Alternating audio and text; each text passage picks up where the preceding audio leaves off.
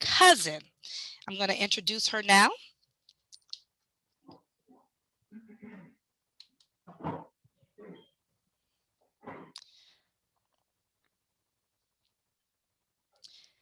Miss Bernadette Washington. She was raised in Sefner, Florida, and as you know, as you will find out, the Armwood family is from Sefner, Florida. She attended Dillard Elementary, which was a Hillsborough County public school that does not exist anymore.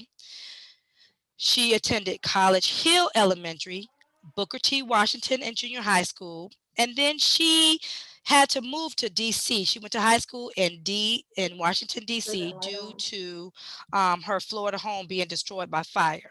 She graduated from high school, earned her bachelor's from USF, her master's from Tuskegee University, and did some postgraduate work at Nova University. She was a guidance counselor at Roland Park Sixth Grade Center and Jefferson Adult. Then she went on to become an assistant principal at Roland Park Sixth Grade Center. Then it switched over to Roland Park Middle School. And then she became the assistant principal at Webb Middle School and retired after 40 years of service to Hillsborough County. So I want to bring in no other than Miss Bernadette Washington, the cousin of Miss Blanche Armwood. Miss Bernadette, Miss Washington? Can you hear me? Yes. Good evening. I'm hoping everyone is having a wonderful day today. It's nice to be here to share a little bit about Cousin Blanche. First of all, I always think of her as Superwoman because she did so many things. She was a native of this area, raised in this area. She was also one of the first African-American women to receive a law degree from Howard University. So, and there's a lot to learn about her. Her family, she, in one of our books we had, what you are is God's gift to you, and what you make of yourself is your gift to God. And he really got a good gift with her. She went to, well, as we can see, she was born on January 23rd, 1890. So we need to keep in mind the time that she was born and what the world was like then. She was considered a Renaissance woman. Some people called her the female Booker T. Washington. She was an educator, she was an administrator, she was an innovator, and she was a writer, and she was a wonderful, wonderful speaker. So she got everybody's attention at that time. She was the baby of 5 children. Her father was Levin Armwood Jr. She was one of 3 that lived to become adults. The family was quite large. She had a brother, Walter. She also had a sister, and all of them were very successful.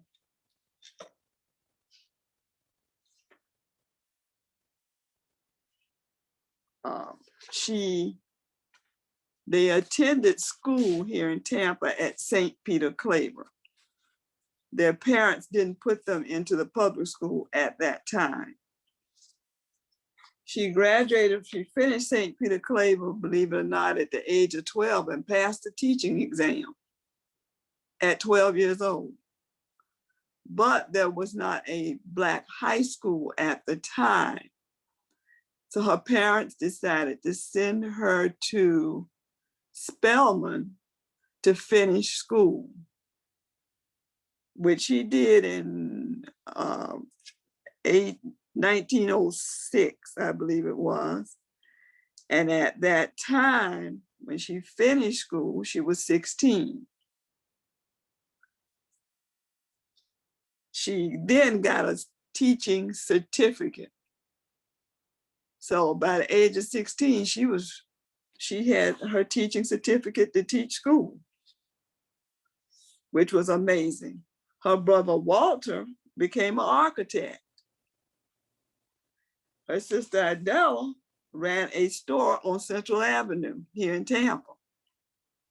So they were busy doing things and getting educated. Education was real strong in the family. It still is to this day.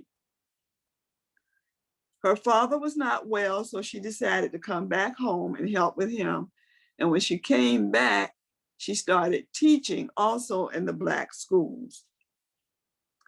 Later on, she became a supervisor of Black schools. She also was at that time, she became a supervisor of Black schools, and she did that for 7 years.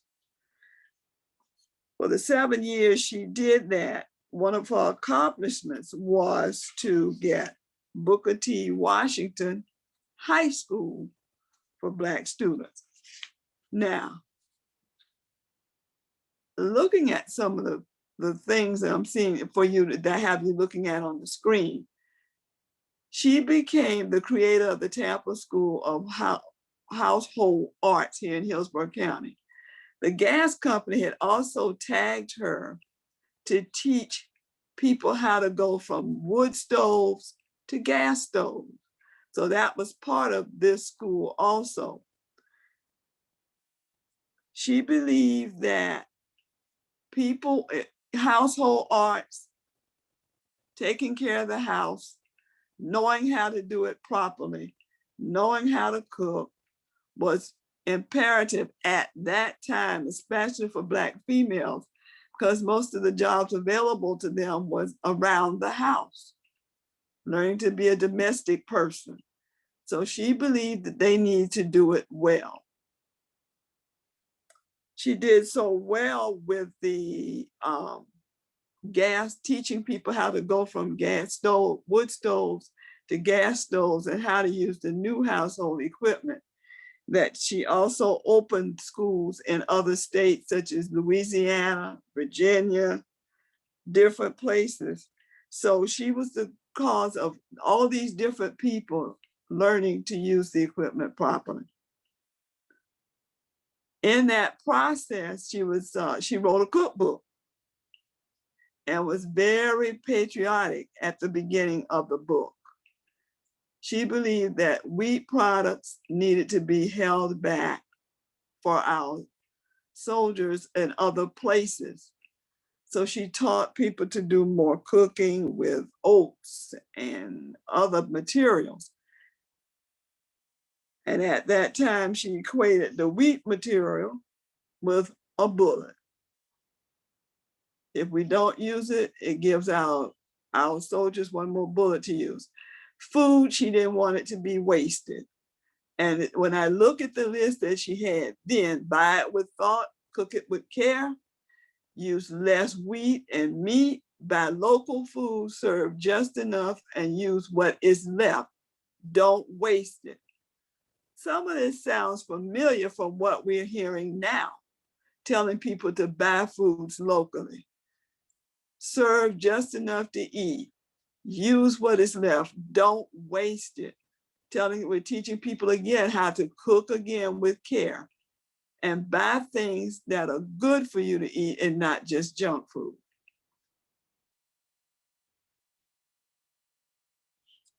Okay. Moving right along. While she was serving as superintendent of Negro school, she also became the executive secretary for the Urban League. And with the Urban League, along with that, this was a busy lady. I'm getting tired listening to her. But anyway, I'll keep trying to keep up with her. She helped start Helping Hand Day Nursery, which was in existence for a very, very long time. I think Helping Hand just closed down a few years ago. She also helped get a Booker T. Washington branch of the chapter of the American Red Cross. And somewhere in between that, she managed to get married, believe it or not. And around 1919, she was married to a Dr. John Beatty, who was a dentist. And they moved to Louisiana, and from Louisiana later on, they came to Tampa. He backed her in what she did. He supported her in what she did. She had very concrete ideas of how things should be done, and she stuck with that. She had ideas of how people should treat one another and how they should act. And she didn't change from that. She had church morals. She didn't let any of that go by. While she was superintendent of schools, she managed to get salaries increased for Black teachers also. And the school year, believe it or not, Black students only went to school 6 months a year, while their white counterparts went 9 months a year. And at that time, she managed to get Black students to go 9 months. Although they had inferior schools and didn't have a lot of supplies, she managed to get that Booker T. Washington High School opened, and it was an accredited high school. So she got a lot done at that time. Now, while she was doing that, like I said, she was executive director for the Urban League. She was on Home and Economics Department at the National Association for Colored Women, and a state organizer for the Louisiana chapter, National Association Advancement of Colored People. She also participated in the suffrage movement, women getting the right to vote. And she really got in there. She thought that that wasn't fair, that women had 2 votes, one for themselves and one for the man of the house or the man that they were with. So she really fought that with that suffrage movement.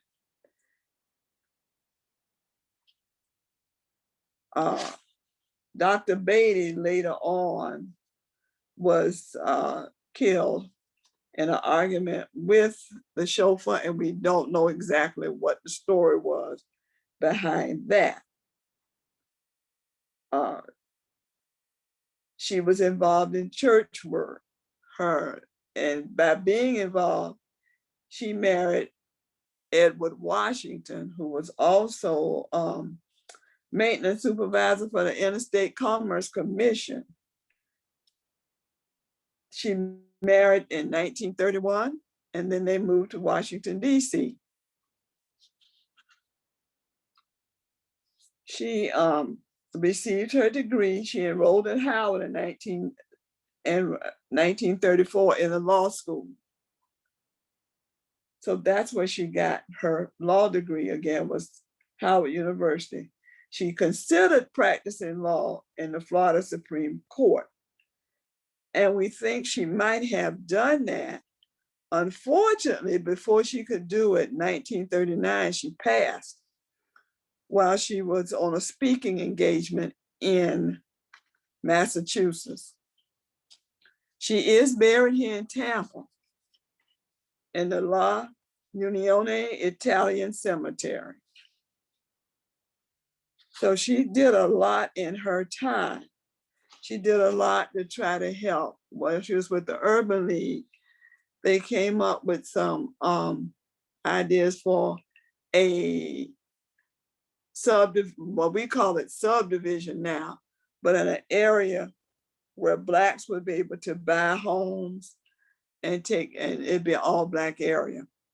She was followed by, in the Urban League, Mays, and they didn't agree on that. So that disappeared.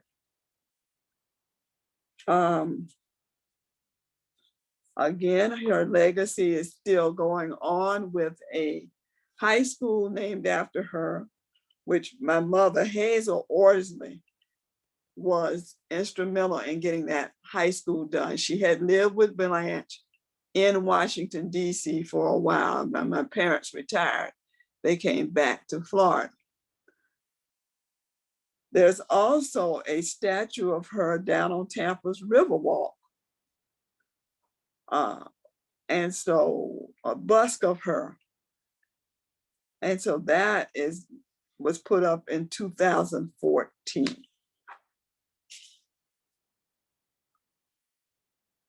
Okay.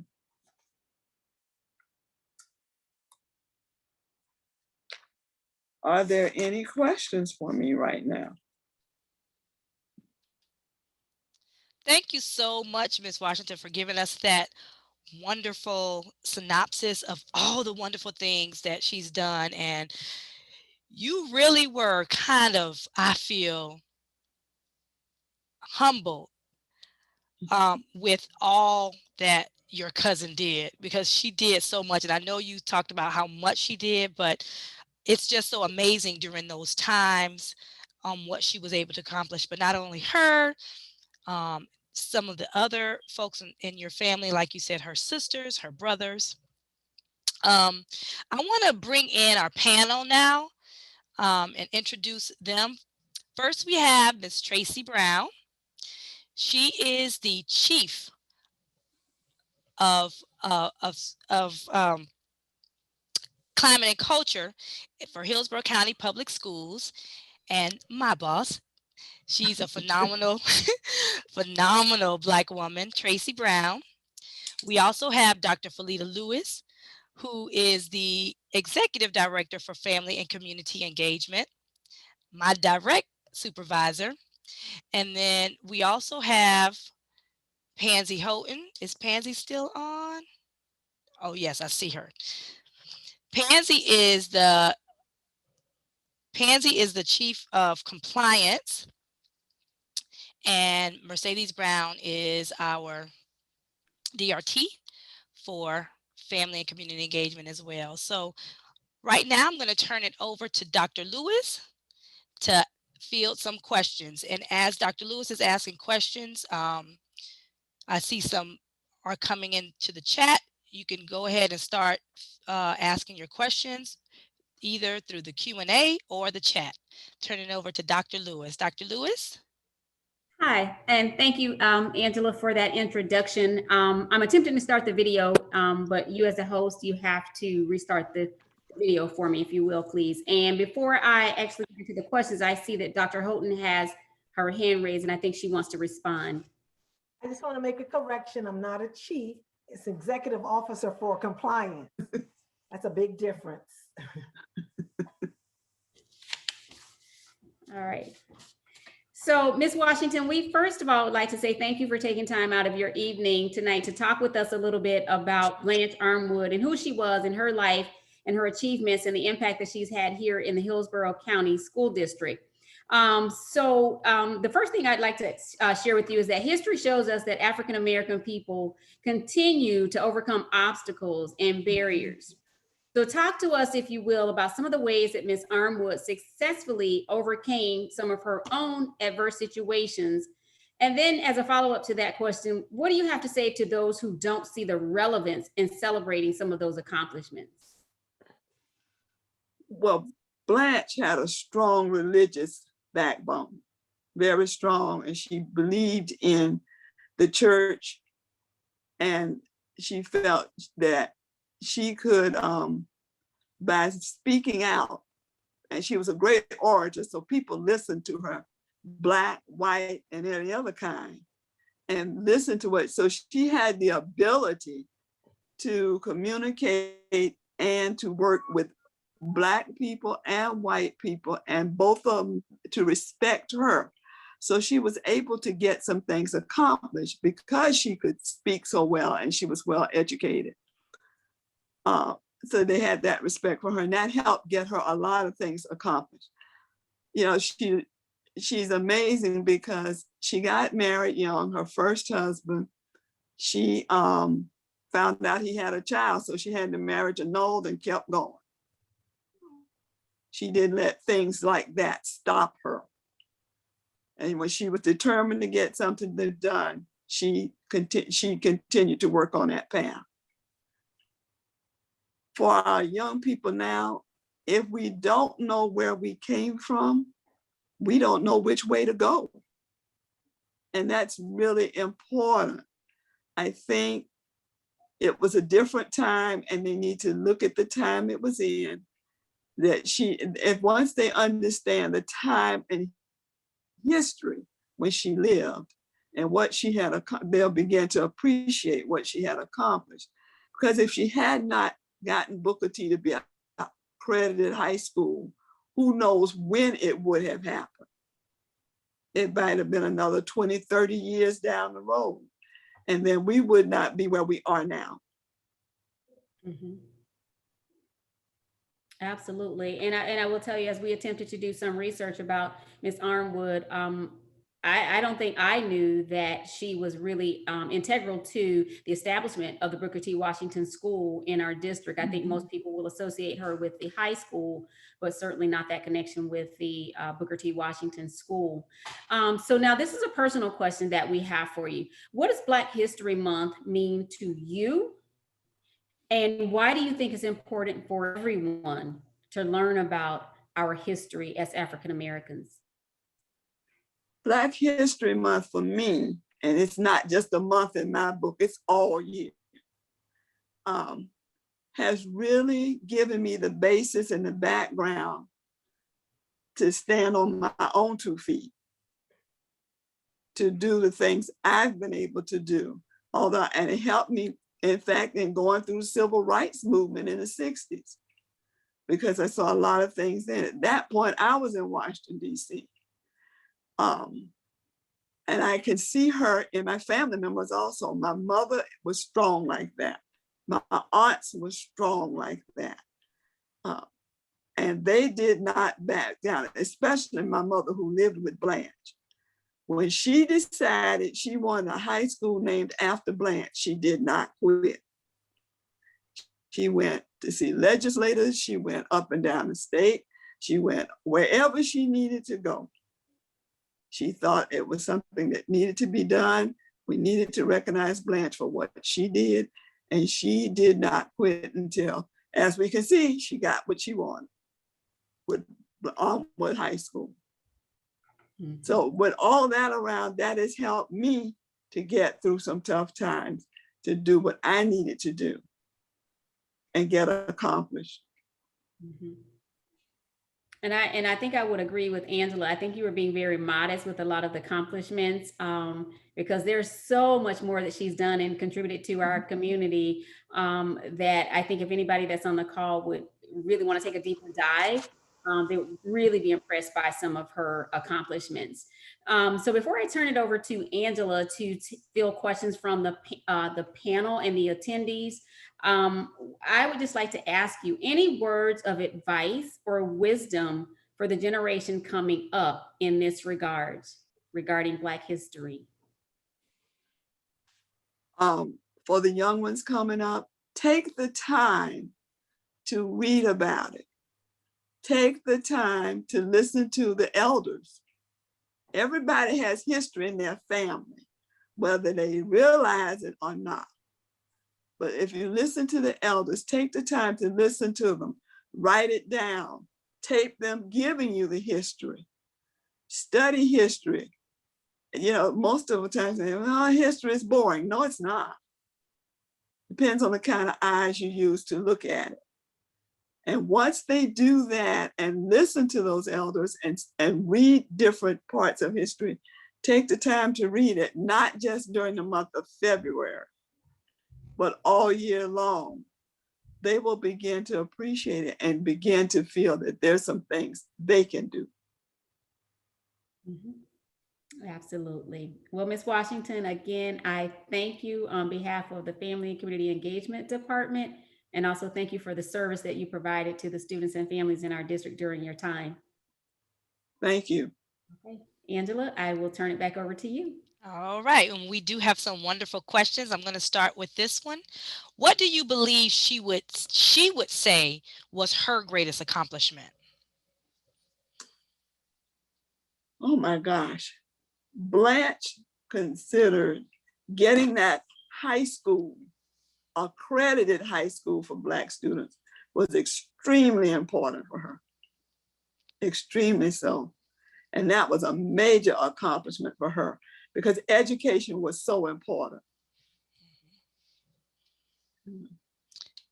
Yeah, I would agree, especially during a time like that. I Mhm. was reading that that was one of the accomplishments that she had. Um, Someone wants to know, does Miss Armwood have children? And if yes, are they still living? She did not. She did not have any children. She was so busy doing everything else, and trying to help people succeed and do better. But unfortunately, she didn't have any children. And she died at a young age.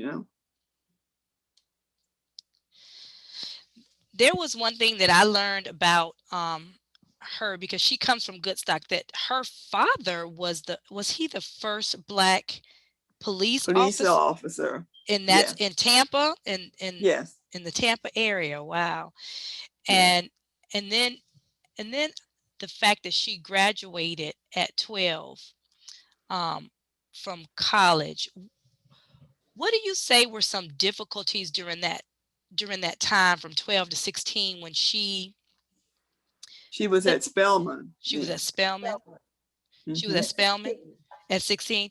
So there was a time that she that I read about, that she had like you talked about it, that she earned her teacher certificate, but she wasn't old enough to teach at the time, so she had to Right. wait. What happened? They were at St. Peter Claver. Mm-hmm. And at 12 years old, she passed the teaching exam. Okay. Of course, we don't hire 12-year-olds, not even back then, to teach school. And her parents wanted her to continue because there was not a real high school at that time. Okay. So they sent her to Spelman. And at the age of 16, she graduated from Spelman and also received a teaching certificate. That's an amazing accomplishment. Someone wants to know, how were her parents able to afford to send her to Spelman? Her parents owned property. At the time she came along, they were able to get along with the Indians and the whites, and he acquired property. He had like 150 some acres. Plus he became the first Black policeman. And some of her family were commissioners and people like that. So, and they own their own business. Like I said, there was the store on Central Avenue here in Tampa. That was one of their businesses. So they were able to send her to school. And there was never a question, because they wanted her to have her education. They weren't going to back down from that. And that is going on in the family now. As I thought about it with my mom and those, I said, here's Blanche is in this picture. Because as I grew up, I had no idea people graduated from high school and got a job. Because everybody they had me around, we didn't talk about high school graduation. All the discussion was when you graduate from college. So I thought everybody went to college, because it was just that important. Had no idea. Angela, may I ask a question, please? Sure. Okay. Hi, Bernadette. It's so good to see you. It's been such a long time. And good seeing you, Tracy. Yeah, so thank you so much for sharing about Miss Armwood. And just if you had to describe her, certain things about her character beyond her faith, and that is all, so amazing that that's been was a driving force for her. But what would be three things that words that you would use to describe Blanche? She was certainly busy and accomplished so much. It's amazing. I'm sitting here like taking notes, right? And I'm just so amazed at all the things she accomplished at such a young age. And what would be just three things words you would use to describe her character? From listening to my mother talk about it, she was determined, very determined, and she was not going to back down or give up at all. She was, with that determination, she was also very giving. She cared about other people. And that's one of the reasons she did things the way she did them, because she wanted things better for people. She wanted to help them become better. Also, what would I make the third one? She didn't let any negative things. Negativity was never took over in her life. Mhm. In spite of the fact her last husband was her third husband, she was not. You never heard her, that from what I understand, listening to my mom, you never heard her be negative about what happened. Mhm. You know, like I Mhm. said, we still don't know the story between the chauffeur and her husband, that her husband ended up killed. Nobody knows. Right. So she didn't dwell on negative things. And you don't think of, in those days, Black people having chauffeurs. Like when I read about the Right. chauffeur, like I'm Yeah. like, they had a chauffeur. Chauffeur, They had a chauffeur. but Go ahead. you know, look, one had been a commissioner, first Black officer. There were, and I remember the story about Mr. Armwood being a truant officer. As when I was growing up, my aunt knows talked about that nobody skipped school because they didn't want him to come find me. Mhm. You know? So there's a question in the Q&A. They want to know, what ways are you like her? Oh my goodness.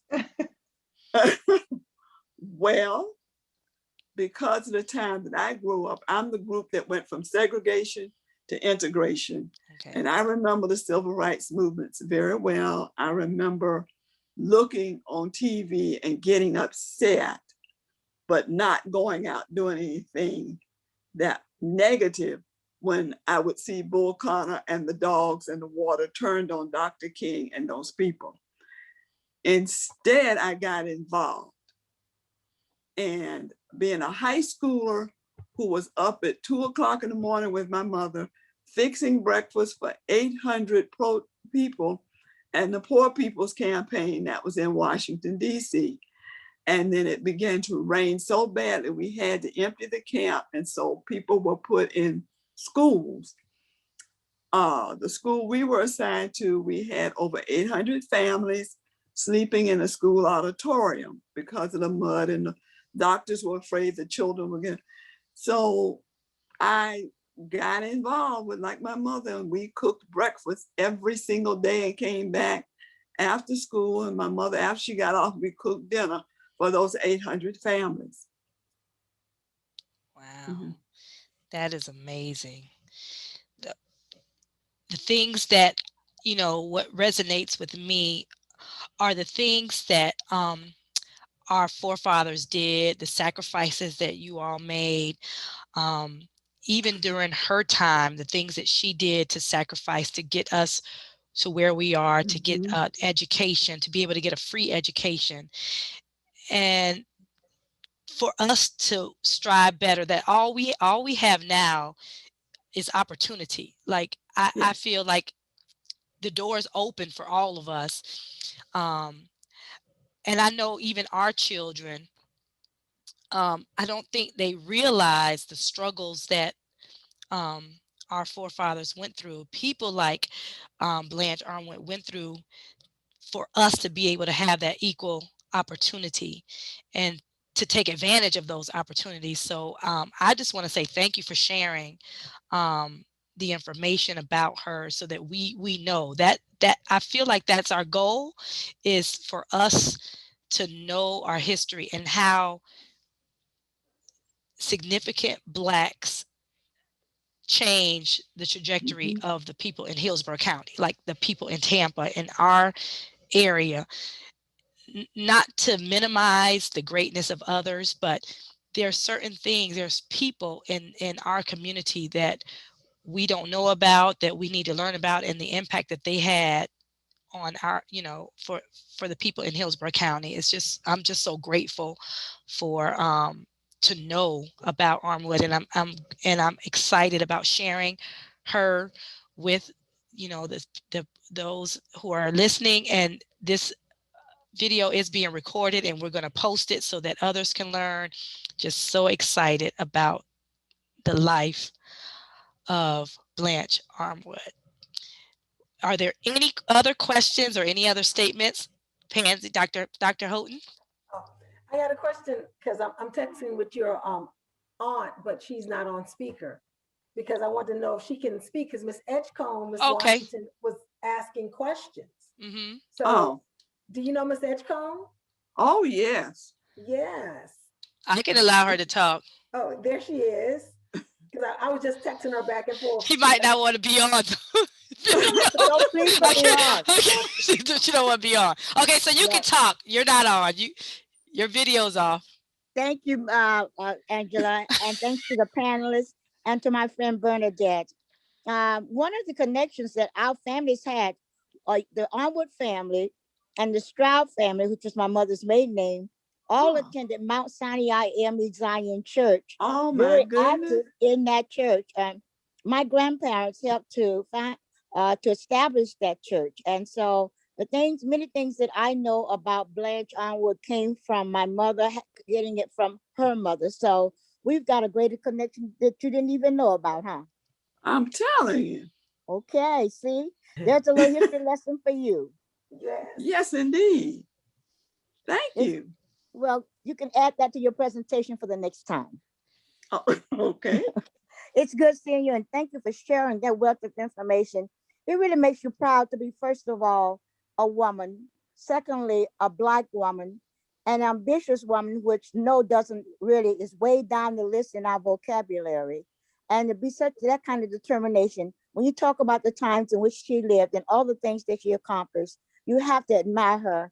And having that school is really great recognition and a great legacy for all of us to be so proud of. So I know you have to be proud of that fact too, that she was your relative. But in this community, she is heralded, and she's appreciated and recognized for all the things that she accomplished. They absolutely, I think Angela called it amazing. She was absolutely amazing.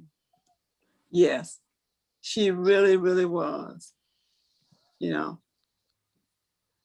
One of the funny things, it's not funny, but what I learned that I did not realize, she was a staunch Republican. And my younger cousins go, why? Well, when I went and looked back in it, that was the party to be part of at that time. There were a lot of Blacks that were Republicans and sat in the Senate and different places.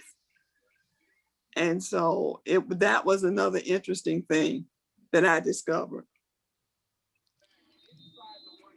Miss Washington, you said something that was kind of profound, and it just made me think.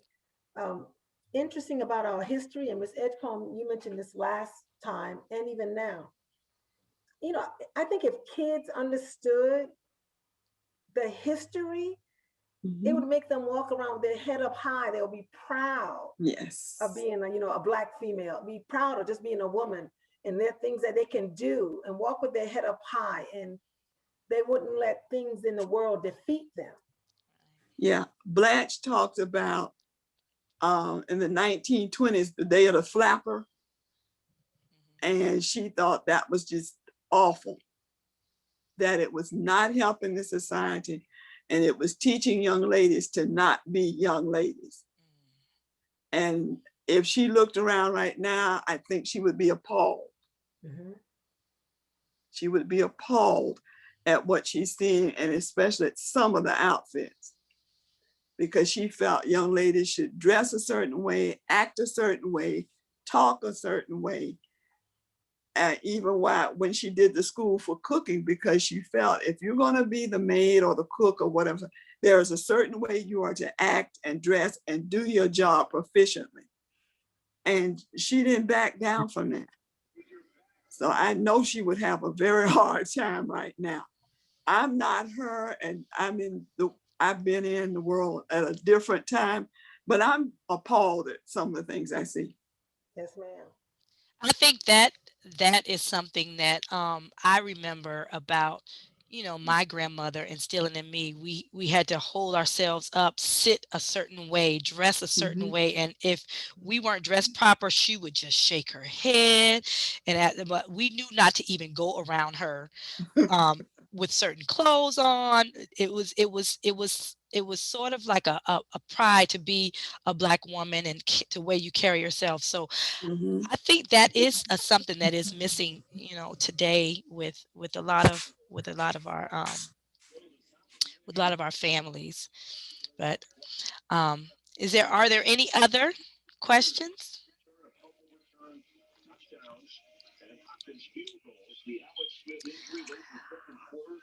I will say that in the time that I was in the schools with our students, we did a lot of Black history as far as different people, different articles, not only in February, but throughout the year, because my kids needed to know. And a lot of them didn't.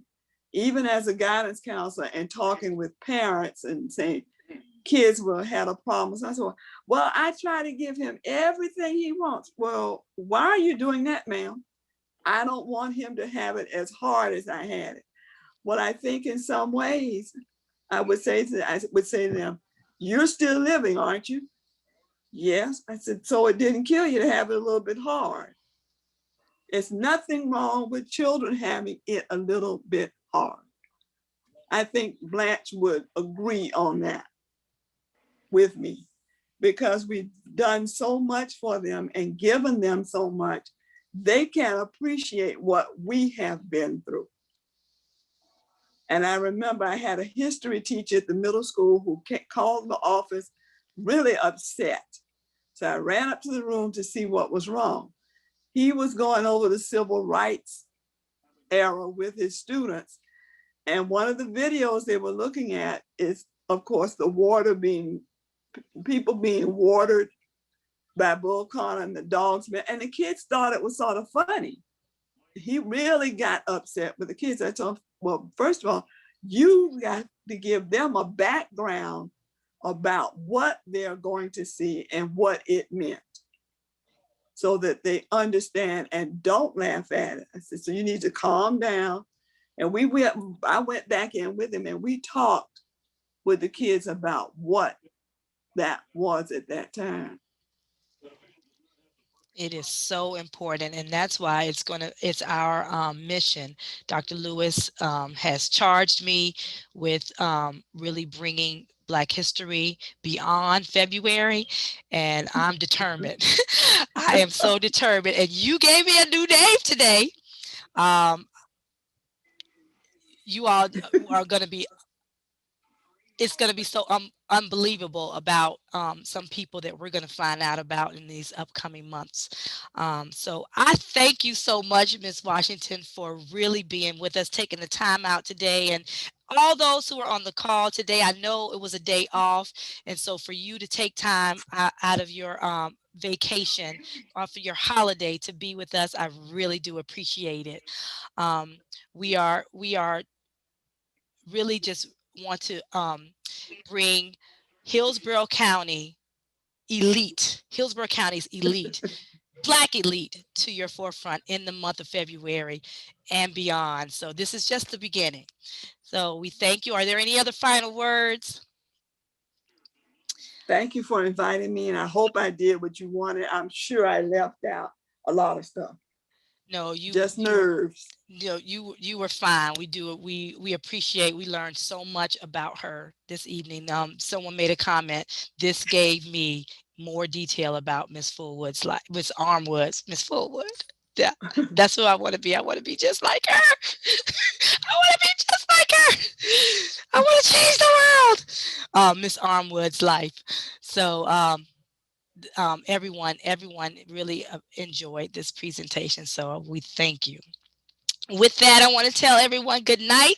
Next week, next Monday, we're going to have the life of Dr. Paul Shehi. He's going to be with us. His son is going to be with us to talk about his dad. And you may know Shehi Elementary.